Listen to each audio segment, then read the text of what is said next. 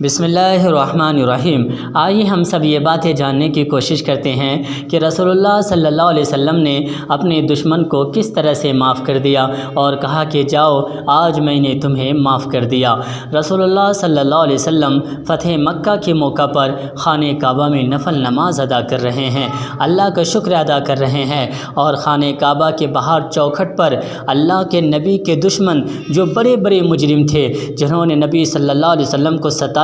جنہوں نے نبی صلی اللہ علیہ وسلم کو تکلیفیں دی، جنہوں نے نبی صلی اللہ علیہ وسلم کو گالیاں دی، جنہوں نے نبی صلی اللہ علیہ وسلم کو مارنے کی کوشش کی، جنہوں نے نبی صلی اللہ علیہ وسلم کو قتل کرنے کی کوشش کی، اور جنہوں نے نبی صلی اللہ علیہ وسلم کو مکہ چھوڑنے پر مجبور کیا، آج وہی لوگ خانہ کعبہ کے سامنے چوکھٹ پر انتظار میں ہے کیا محمد باہر نکلیں گے اور ہمارا فیصلہ کریں گے۔ نبی صلی اللہ علیہ وسلم باہر نکلتے ہیں اور آپ نے فرمایا، اے مکہ کے لوگوں، تم لوگ کیا سوچ رہے ہو؟ میں تمہارے ساتھ کیسا سلوک کروں گا، میں تمہارے ساتھ کیسا برتاؤ کروں گا؟ جیسا تم نے مجھے ستایا تھا، مجھے تکلیفیں دی تھی، مجھ پر ظلم و ستم کیا تھا، مجھے مکہ چھوڑنے پر مجبور کیا تھا، مجھے قتل کرنے کی سازش کی تھی، آج تم لوگ میرے سامنے ہو، بتاؤ میں تمہارے ساتھ کیا معاملہ کروں، بتاؤ میں تمہارے ساتھ کیسا سلوک کروں، تم لوگ کیا سوچتے ہو میرے بارے میں؟ ایک شخص کھڑا ہوتا ہے،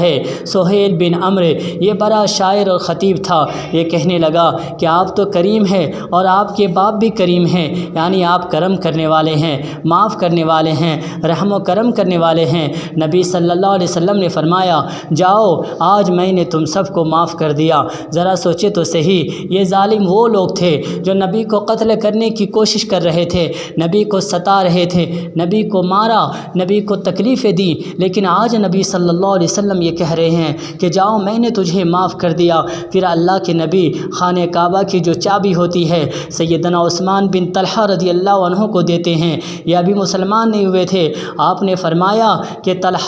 آپ نے فرمایا عثمان بن طلحہ، یہ چابی قیامت تک تمہارے خاندان میں رہے گی، یہ چابی وہی شخص لے گا تم سے جو ظالم ہوگا۔ چنانچہ آج بھی خانہ کعبہ کی چابی اسی خاندان میں رہتی ہے۔ ذرا سوچے تو صحیح کہ نبی صلی اللہ علیہ وسلم نے اپنے دشمنوں کو کس طرح سے معاف کر دیا۔ ہمیں بھی چاہیے کہ ہم اپنے دشمنوں کو، حاسدوں کو معاف کر دیں۔ آپ حضرات کا بہت بہت شکریہ کہ آپ حضرات نے اس ویڈیو کو پورا دیکھا ہے، ہم آپ کا شکریہ ادا کرتے ہیں۔ ہو سکے تو ہمارے چینل قرآن و حدیث 03 کو سبسکرائب کر لیں تاکہ نئی آنے والی ویڈیو آپ تک جلد سے جلد پہنچ سکے۔ ہو سکے تو اس ویڈیو کو اپنے دوست احباب میں شیئر کر دیں تاکہ وہ بھی سنیں اور ان کا ایمان بھی تازہ ہو جائے، ثواب آپ کو بھی ملے گا، ثواب ہمیں بھی ملے گا، اور ثواب ان دوست احباب کو بھی ملے گا جو اللہ اس کے رسول کے مطابق زندگی گزارنے لگیں گے۔ دعا کریں کہ اللہ تبارک و تعالی ہم سبوں کو اللہ اس کے رسول صلی اللہ علیہ وسلم کے مطابق زندگی گزارنے کی توفیق عطا فرمائے، آمین یا رب العالمین۔